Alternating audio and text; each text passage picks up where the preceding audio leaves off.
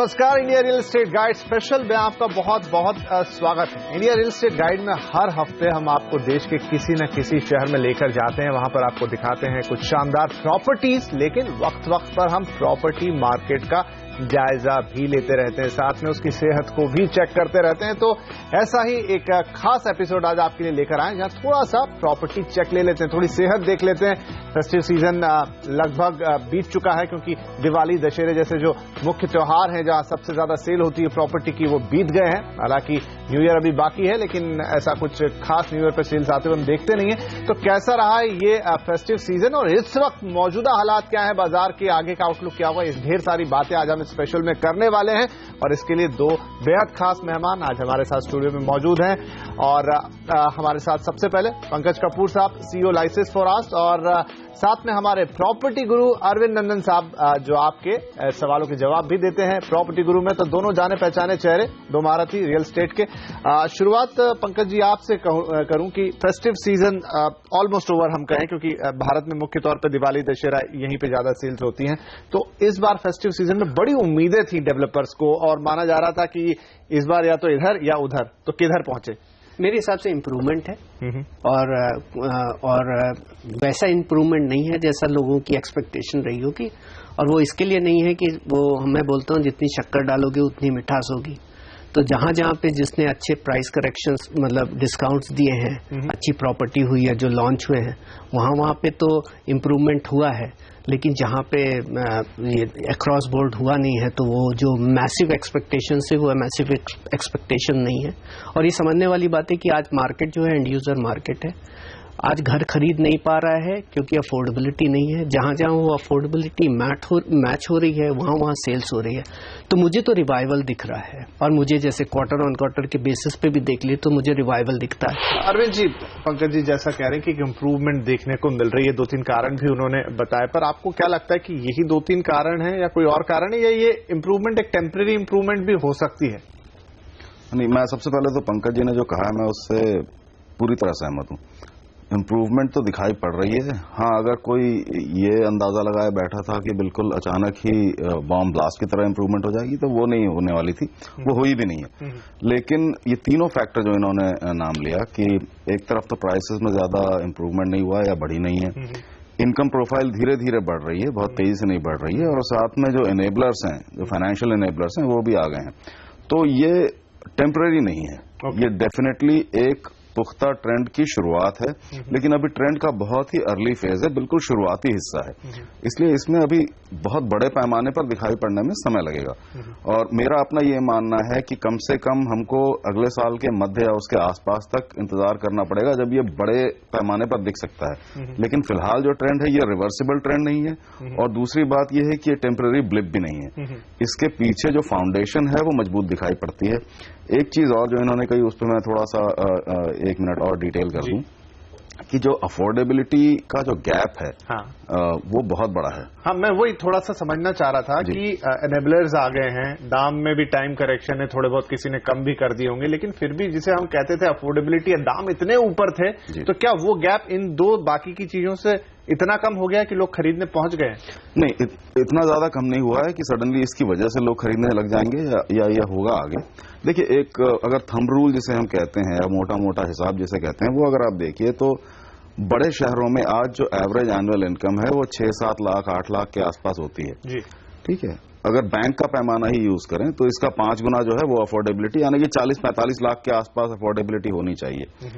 ज्यादातर जो सप्लाई है वो इस समय 80 लाख या उससे ऊपर की है। तो ये गैप जो है ये बहुत बड़ा रहा है, और इस गैप को भरने के दो तरीके हैं। या तो सप्लाई का दाम बिल्कुल कम होकर नीचे आ जाए, वो जनरली संभव आसानी से नहीं होता, और उसके दूसरे नेगेटिव इंपैक्ट बहुत हो सकते हैं। तो इसका एक ही उपाय है कि जो अफोर्डेबिलिटी है वो धीरे धीरे ऊपर जाए, और वो होने लगी है। इसलिए अगर शुरुआती लोग थे उस अफोर्डेबल कॉलम में, जो सबसे ऊपर की लेयर थी वो मैच कर गई। जी हाँ, तो जो सबसे ज्यादा आपने ठीक टर्म यूज किया, जो लेयर में सबसे ऊपर थे वो धीरे धीरे अब एक्टिव होना शुरू हो गए हैं। बहुत बड़े पैमाने पे तब दिखाई पड़ेगा जब पूरा का पूरा सेगमेंट एक्टिव हो जाए, लेकिन वो रातों रात नहीं हो सकता, ये तो समझी हुई बात है। पंकज जी, तो जैसा मैंने शुरू में भी पूछा कि डेवलपर्स के लिए बड़ी ही इंपॉर्टेंट थी ये दिवाली या फेस्टिव सीजन, देख रहे थे कि क्या लोगों का होता है, आगे क्या करेंगे, क्रैश क्रंच सबके पास है, हम जानते हैं। तो क्या इंडस्ट्री के साइड पे, डेवलपर के साइड पे भी एक साइन ऑफ रिलीफ आया है? देखिए, साइन ऑफ रिलीफ को तो आया ही होगा कि थोड़ा इम्प्रूवमेंट है और एक साइन है मार्केट में कि ग्राहक हैं, और मतलब साइन ऑफ रिलीफ अगर आप उस एस्पेक्ट से देखें कि इन्वेस्टर्स वापस से पार्टिसिपेट करने लगे, वो साइन नहीं है, वैसा नहीं है, ये एंड यूजर का साइन है। आप आज के दिन बड़े, अगर आप आंकड़ों की बात करिए तो आज का इन्वेस्टर है बहुत ही कॉशियस है इन्वेस्टर, और इन्वेस्टर कह रहे हैं एंड यूजर है जो खरीदार है, और आज वो अगर खरीद रहा है तो रिस्क लेस रिस्की प्रॉपर्टी खरीद रहा है। अगर बिल्डर है जिसका ट्रैक रिकॉर्ड अच्छा है उसका माल बिक रहा है, एक कॉर्पोरेट है उसका माल बिक रहा है, या जो प्रॉपर्टीज जो रेडी कंडीशंस पे हैं जहां पे एग्जीक्यूशन रिस्क कम है उसका माल बिक रहा है। तो अगर पिछले क्वार्टर की बात करिए तो हमारा 60% स्टॉक जैसे चेन्नई जैसे शहर में बिका है जो रेडी कंस्ट्रक्शन रेडी प्रॉपर्टी है।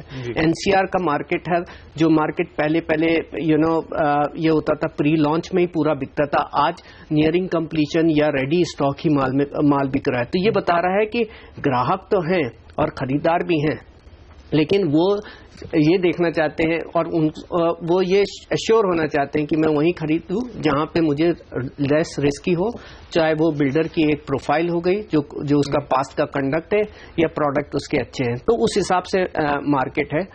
लेकिन जो सेंटीमेंट पॉइंट होता है, सेंटीमेंट एक एक्सुबरेंस को डिफाइन करने वाला पॉइंट होता है, जहां पे आदमी सोचता है कि एक इन्वेस्टर है उसने पैसा डाला हो, इस पॉइंट ऑफ व्यू से डाला कि आज मैंने डाला है और कल ये 20% की ग्रोथ दिखा देगा, और उस पॉइंट ऑफ व्यू से मैं पैसा डाल लूं, वो मार्केट नहीं है, और मुझे नहीं लगता कि वो नेक्स्ट 2 साल तक उस तरीके का मार्केट आने वाला है। अरविंद जी, एक सवाल ये है इसमें कि दाम तो कहीं पेपर पे कम होते हुए मैं दिखी नहीं, फेस्टिव ऑफर होते हैं, फ्री बीस होती हैं, थोड़े मोड़े कुछ फ्री दे दिया, फोन दे दिया, इस तरह की चीजें होती हैं, लेकिन डेवलपर्स ने भले ही पेपर पे ना घटाए कोई एडवर्टाइज करके ना, लेकिन जो ग्राहक जैसा आ रहा है और लग रहा है कि ये पोटेंशियल ग्राहक है, तो क्या अंडर द टेबल उसको वो दाम मिला जो वो कल्पना करके आया या सोच के आया? शायद यही कारण है कि थोड़े से सेल्स आ रहे हैं, या ऐसा नहीं? पूरी तरह तो नहीं मिला है, लेकिन ये बात भी सच है कि डेवलपर्स इस समय काफी हद तक नेगोशिएशंस के लिए तैयार है, और ये चीज एडवर्टाइज तो नहीं की जाती है या खुले बाजार में नहीं कही जाती है, लेकिन ये एक तरह का फैक्ट है, ये तथ्य है कि आप अगर रेडी बायर हैं या आप सीरियस बायर हैं और आप चेकबुक के साथ वहां अगर बैठने को तैयार हैं, तो डेफिनेट तौर पर एक नेगोशिएशन आज संभव है।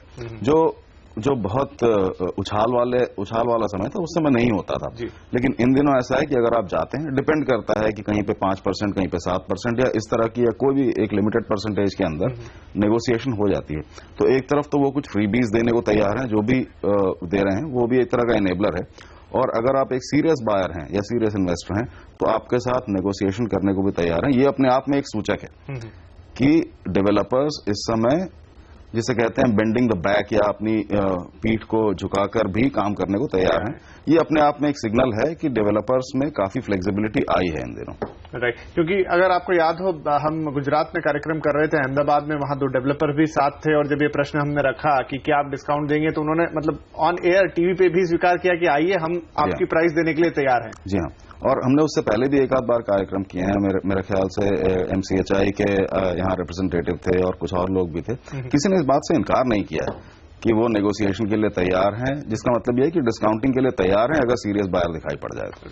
चलिए, तो यहां पर ये तो दिख रहा है कि नंबर इंप्रूव हो रहे हैं, उस इंप्रूवमेंट के पीछे क्या कारण है, और जो सबसे मोटी बात कि आप जब सीरियस बायर हैं और जा रहे हैं तो शायद डेवलपर भी आपके हिसाब से आपको कीमत देने के लिए तैयार है। तो अब आगे किस तरह का ट्रेंड हमें देखने को मिलेगा? क्या चूंकि बिक्री आने लगी है, थोड़े सेल्स के फिगर दिखने लगे हैं, तो डेवलपर्स एक बार फिर उन्हें लगेगा कि अपने हिसाब से भाव लेते हैं, या फिर जो दूसरी बात हमने अभी हाल की कि नहीं, अब चूंकि बिक्री बड़ी मुश्किल से शुरू हुई है तो जो आ रहा है उसको जरूर बेचा जाए, थोड़ा निगोशिएट किया जाए।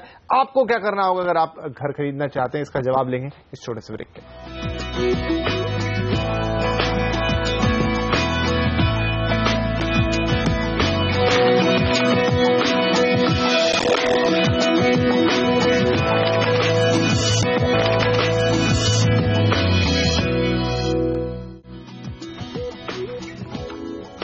Welcome back. आप देख रहे हैं India real estate guide special, जहां पर हम ले रहे हैं एक मार्केट का स्टेटस चेक की दिवाली के बाद, दशहरे के बाद अब बाजार के क्या हाल हैं, घरों की बिक्री कैसी है और लोगों को जो डिस्काउंट की उम्मीद थी वो कहां पहुंचा है, सारी बातें, और क्या ये घर खरीदने का वक्त थोड़ा बहुत सही वक्त आ गया है। बात को आगे बढ़ाते पंकज जी, क्योंकि ये सवाल हम हमेशा करते रहे, पिछले 4-5 सालों से कर रहे कि क्या अब घर खरीदने का सही समय। कोई बॉटम आउट करना तो ऐसा मुश्किल होता है बाजार को, लेकिन क्या आप जो समीकरण अभी तक हमने देखे पहले सेगमेंट में जो हमने बात की, अब जो वाकई में इच्छुक हैं घर लेने के लिए वो अपना घर खोजने के लिए निकल सकते हैं? बिल्कुल निकल सकते हैं, और मुझे लग रहा है कि एक अच्छा टाइम है। और ये टाइम वो है, जैसे हमने अभी बात भी की, जहां बिल्डर्स भी आप कॉन्फ्लिक्ट में नहीं है, वो आपसे एग्री करते हैं कि आपकी अगर अफोर्डेबिलिटी है उसे मैच करने की कोशिश करते हैं। फाइनेंशियल स्कीम्स मार्केट में अवेलेबल है, इंटरेस्ट रेट्स का डाउन स्लाइड्स है, और मुझे लग रहा है कि ये एक ऐसी पोजीशन है और एक ऐसा वक्त है जहां पे शायद आपको अच्छे घर और कम भाव में, और जो आप अफोर्ड कर सकते हैं वो अच्छे वेक्टर पे वो मिल सकते हैं। और मुझे ये भी लगता है कि यहाँ पे भी चांसेस भी लगते हैं कि कहीं शायद उछाल आ जाए तो आप ये वापस वो मिस कर दें। और रीजन बीइंग इज, जब मनी फ्लो बढ़ जाता है मार्केट में तो अक्सर स्पेकुलेटिव कंडीशंस मार्केट के अंदर आ जाती हैं, तो वो एक ट्रेडिशन लग रहा है, क्योंकि थोड़ा सा नॉर्म्स, एफडीआई और बाकी चीजों के रिलैक्स हुए हैं, तो उसका एक अक्सर मैंने देखा प्राइस के ऊपर नेगेटिव इम्पैक्ट पड़ता है मार्केट के अंदर। तो एक वक्त है, और आप ब्लाइंडली ना जाइए खरीदने के लिए। और सबसे बड़ी बात यह होती है कि कोई भी वक्त वैसे बुरा नहीं होता, वैल्यू जो है वो आपकी प्रोडक्टिव होनी चाहिए। और मैं हमेशा कहता हूं कि अगर आप घर खरीदना चाहते हैं तो जाके ये देख लीजिए, अगर आपकी उस मार्केट में और उस जहां आप घर खरीद रहे हैं वहां पे जो रेंटल है उसकी यील्ड, जो एनुअल यील्ड होती है, जो आपका एनुअल रेंटल होता है, उसको डिवाइड कीजिए अगर वहां पे उस घर की कीमत से, वो अगर 3.5% के ऊपर है तो आपके लिए वो गलत प्रपोजिशन नहीं होता। हालांकि ये ढूंढ पाना बहुत मुश्किल होता है, क्योंकि आज ज्यादातर जगह पे 2% और उससे नीचे की रेंटल यील्ड पे मार्केट चल रहा है, और यही बताता है कि प्राइसेस उन जगहों पे अनप्रोडक्टिव है। तो आप ड्यू डिलिजेंस कीजिए, बिल्डर से निगोशिएट कीजिए, रेंटल और कैपिटल वैल्यू को के अनुपात को उनसे नपवाइए, निगोशिएट हार्ड कीजिए, और आपको लगे तो ये थोड़े बहुत टर्म्स जो पंकज जी बता रहे हैं अगर ये यूज करें तो शायद बिल्डर इंप्रेस हो के आपके लिए दाम जरूर कम कर देगा। बिल्कुल बिल्कुल बिल्कुल, एक रैशनल होता है, प्राइस की एक प्रोडक्टिविटी मेंटेन करना बहुत जरूरी बात होती है। और नहीं तो अगर आप लॉन्ग टर्म के पॉइंट ऑफ व्यू से सोच रहे हैं तो बहुत मुश्किल होता है कि टाइम कर सके। तो हो सकता है आपको एक साल 2 साल के लिए आप एक तरीके से नोशनल लॉस में रह करके एक लॉन्ग टर्म के पॉइंट ऑफ व्यू से अगर अपने रहने के लिए घर खरीद रहे हैं तो आज भी बुरा वक्त नहीं है। लॉन्ग टर्म की आप बात कर रहे हैं तो अरविंद जी एक दूर की पिक्चर बनाने की कोशिश करते हैं कि एफडीआई जैसे इन्होंने जिक्र किया कि अब नॉर्म्स ईजी कर दिए तो बाहर से पैसा आएगा, आगे चलते हुए जिस तरह इन्फ्लेशन कमोडिटी रेट्स में लग रहा है कि इन्फ्लेशन में आसानी होगी तो इंटरेस्ट रेट और भी कम हो सकते हैं। डेवलपर्स को अब एक ऐसे वर्ष पे खड़े हैं जहां उनको अपना बिजनेस आगे लेके जाना, तो ये सारी चीजें मिला जुला के क्या फिर इशारा करती है कि आगे। और दूसरा जो ईज ऑफ डूइंग बिजनेस जो हम देख रहे हैं कि थोड़ा जो परमिशंस वगैरह की प्रॉब्लम थी वो सरकार ने कुछ कदम उठाए तो शायद थोड़ी आसान होती हुई दिखेगी। सारे फैक्टर मिलकर इस ओर इशारा करते हैं क्या कि आगे चल के भाव थोड़े और रैशनल होंगे, थोड़े से खरीदार के हिसाब से हो जाएंगे, या ऐसा सोचना गलत होगा? नहीं, सोचना गलत नहीं है, और ये सारे फैक्टर्स जो हैं ये बिल्कुल सही डायरेक्शन में जा रहे हैं। आपने भी कहा और पंकज ने तो काफी डिटेल में समझा भी दिया। एक चीज और देखनी होगी विपिन जी, ये सारे फैक्टर्स जो हैं ये इंट्रिंसिक फैक्टर्स हैं। ये वो फैक्टर हैं जो प्राइस को अंदर से बना रहे हैं। जो एक बहुत बड़ा मैक्रो फैक्टर है वो ये है कि लैंड पे या किसी शहर पे आप कितना प्रेशर डाल रहे हैं। जब तक वो इवन आउट नहीं होगा ये सारे फैक्टर्स अपना असर तो दिखाएंगे, लेकिन जो इलास्टिसिटी है वो बहुत लिमिटेड होगी।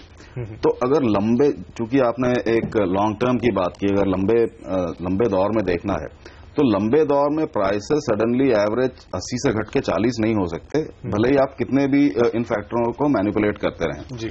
तो ये तो करना ही पड़ेगा क्योंकि इसके बिना तो गाड़ी शुरू भी नहीं होगी। लेकिन इसके साथ साथ जो पैरेलल काम करना बहुत जरूरी है वो है इंफ्रास्ट्रक्चर का, और जो स्मार्ट सिटीज की या दूसरे अर्बन सेंटर्स की बात चल रही है उसको पैरेलली जब तक आप नहीं टैकल करेंगे, ये दोनों चीजें एक साथ जब तक काम नहीं करेंगी, वो इफेक्टिव प्राइस डिक्लाइन नहीं आएगा या वायबिलिटी नहीं आएगी। और ये जो करना है ये बहुत लॉन्ग टर्म काम है। ये कोई 5-7 साल में होने वाला काम नहीं है, 8-10 साल में होने वाला काम भी नहीं है। तो जब आप इन्वेस्ट करते हैं एज एन इन्वेस्टर, अगर आप इन बने बनाए पके पकाए शहरों में कर रहे हैं तो आपको ये याद रखना होगा कि मेरी इलास्टिसिटी इन फैक्टर्स के हिसाब से एक सर्टेन परसेंटेज के अंदर हो सकती है, लेकिन अगर आप किसी ग्रोथ लोकेशन पर जाके करते हैं, किसी नई ऐसी डेस्टिनेशन पे करते हैं जिसकी अगले 25, 30 या 50 साल का भविष्य जिसका तय है, तो वहां पे एक अलग तरह की इलास्टिसिटी होती है। तो दोनों बातों को ध्यान रखना होगा। ये जरूरी नहीं है कि हर कोई मुंबई में आके और कोलाबा में जाके ही इन फैक्टर्स को अप्लाई करने की कोशिश करे या दिल्ली में जाकर चाणक्यपुरी में करने की कोशिश करे। आपको हर जगह अलग अलग जगह पे देखना होगा। अगर आप इंदौर जा रहे हैं तो क्या आप विजयनगर या उससे पूर्व देवास की तरफ जो कॉरिडोर बन रहा है, क्या आप वहां जाएंगे तो ये सेम फैक्टर इसी तरह अप्लाई होंगे? शायद नहीं होंगे। तो आपको ये दोनों बातें बहुत करीब से देखनी होंगी। जरूरी नहीं है कि हर कोई इन चीजों को करने के लिए इक्विप हो, तो इसके लिए आप हो सकता है आपको कुछ अध्ययन करना पड़े, कुछ दूसरे लोगों से सलाह लेनी पड़े, जानकारों से, इकोनॉमिस्ट से, लेकिन ये सारी चीजें ध्यान में जरूर रखें, मैं ये कह रहा हूं। चलिए, तो ये वो बातें हैं जिनका बहुत असर पड़ेगा कि आने वाले वक्त में ये मार्केट किस तरफ जाएगा, बायर फ्रेंडली होगा या चीजें उतनी नहीं बदलेंगी जितनी की उम्मीद की जा रही है। लेकिन एक और बड़ा फैक्टर है जो इन सबको प्रभावित करता है, अभी उसको नहीं बताऊंगा क्या है, ब्रेक से आते हैं, आप भी बने रहिए, तो तुरंत उस फैक्टर की बात करेंगे क्योंकि उसका काफी बड़ा इम्पैक्ट आता है घरों की कीमत पर।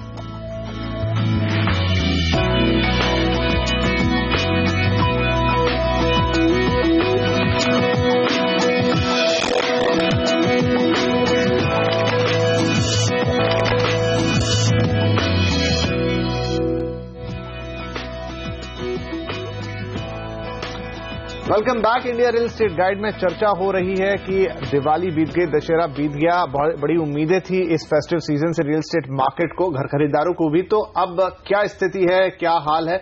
हमारे दोनों मेहमान हमारे साथ बने हुए हैं। पंकज जी, एक और फैक्टर जिसका मैंने टीजर किया इस ब्रेक से पहले, वो ये कि बहुत सारी रिपोर्ट्स आ रही हैं जो ये बता रही हैं कि अब कमर्शियल रियल एस्टेट में एक अच्छा ट्रैक्शन आ रहा है, वहां पर सेल्स भी हो रहे हैं, लीजिंग भी हो रही है और नंबर्स इंप्रूव हो रहे हैं। उसका हम देखते हैं कि जब इस तरह का इंप्रूवमेंट आता है तो उसका एक इम्पैक्ट सीधा सीधा रेजिडेंशियल मार्केट पर भी आता है।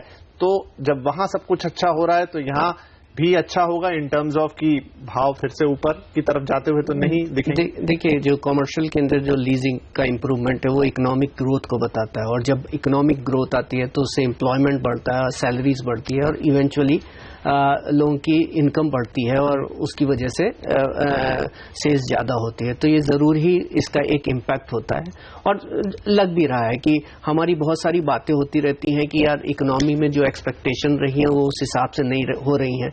अगर आप देख लीजिए तो जिस हद की जो हमने ओवर वैल्यूएशंस करके रखी थी, और चाहे वो इकोनॉमिक पॉइंट ऑफ व्यू से भी देख लीजिए कि कई जगह पे तो हम लग रहे थे कि हम पिछली बार वेल्थ इफेक्ट्स के अंदर रह रहे थे, एक्चुअल परफॉर्मेंस उस लेवल के ऊपर नहीं दिखती थी। वहां पे अब एक्चुअल लेवल पे परफॉर्मेंस होती हुई दिख रही। तो जो गवर्नमेंट के इनिशिएटिव्स हैं वो थोड़ा वक्त जरूर लेंगे और उसके एक डायरेक्शन दिखने चालू हो गए हैं। तो मुझे ये लगता है कि गोइंग फॉरवर्ड जो है वो इनकम जो है वो सर्टेनली यहाँ से इम्प्रूव होती हुई दिख रही है और ये एक रियल टाइप ग्रोथ है, एक रियल इकोनॉमिक ग्रोथ है और इसका इम्पैक्ट बढ़ता हुआ हाउसिंग की सेल पे होगा। और दूसरा एक और एस्पेक्ट है जो इसको अच्छी तरह दर्शाता है कि हम अब एक्सुबरेंट फेज पे नहीं है। अगर आप देख लीजिए 2009 से लेकर के 2013 के बीच में जब इकोनॉमिकली हम ग्रोथ नहीं कर रहे थे, उस पीरियड के अंदर हमारा प्रॉपर्टी प्राइसेस 25% के एनुअल ग्रोथ CAGR ग्रोथ के ऊपर जा रहा था। आज जब हमारी ग्रोथ चालू हुई है तब हमारा वहां पे कॉन्ट्रैक्शन हो रहा है, तो ये दिखा रहा है कि वहां प्राइसेस मॉडरेशन में आ रहे हैं, इन्वेस्टर की जगह पे एंड यूजर साइकिल चालू हो गया। तो ओवरऑल एस्पेक्ट्स पे मुझे ये लग रहा है कि अब हम बहुत एक मैच्योर रियल एस्टेट मार्केट की तरफ बढ़ रहे हैं। तो ये एक अच्छा मार्केट है। चलिए, क्योंकि समय कम, एक अंतिम में राय ले लेता हूं यहाँ पर अरविंद जी से। अरविंद जी, जैसा हमने कहा पहली लेयर के लिए तो मौका आ गया, लेकिन अभी नीचे और भी लेयर्स हैं, उनके लिए मौके कब तक बनते हुए दिखेंगे हर अलग अलग इकोनॉमिक स्टैंडर्ड पर? देखिए, सबसे पहले तो ये ध्यान रखना जरूरी है कि जब इकोनॉमिक ग्रोथ होगी तो वो डीप होनी चाहिए। इकोनॉमिक ग्रोथ अगर सिर्फ एक लेयर को अफेक्ट करेगी या उस पर असर डालेगी तो सिर्फ उसी की ग्रोथ होगी। तो इकोनॉमिक ग्रोथ या इकोनॉमिक जो डेवलपमेंट है वो नीचे तक जाए, और नीचे तक जाने के लिए जरूरी ये है, आपने कमर्शियल का जिक्र किया था तो बड़ी ब्रीफली कह दूं कि कमर्शियल डेवलपमेंट एक ऐसा सूचक है और साथ में ऐसा इनेबलर भी है जिससे डीप ग्रोथ होती है जी। तो अगर वो होती है, ईज ऑफ डूइंग बिजनेस बढ़ता है, इंडस्ट्रियल डेवलपमेंट बढ़ता है, या टर्शियरी इंडस्ट्रीज के लिए पुश आता है, तो ये सारा कुछ होगा। कब तक होगा ये प्रेडिक्ट करना तो बहुत आसान नहीं होता है, लेकिन ऐसा लगता है कि आने वाला एक साल हमारे लिए काफी क्रिटिकल या इंपॉर्टेंट हो सकता है, जिसमें कि अगले मैं समझता हूं कि 4-5 महीने में इंडिकेशंस और मजबूत हो जाएंगे। आने वाले 1-1.25 साल में बहुत हद तक इंडिया में लेजिस्लेटिव एनवायरनमेंट भी शायद चेंज होने की उम्मीद है।